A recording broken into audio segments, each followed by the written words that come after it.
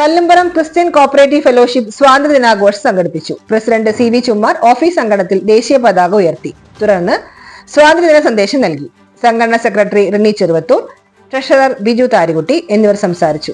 Executive അംഗങ്ങൾ, മെമ്പർമാർ തുടങ്ങിയവർ പരിപാടികൾക്ക് നേതൃത്വം നൽകി. മധുര വിതരണവും ഉണ്ടായി.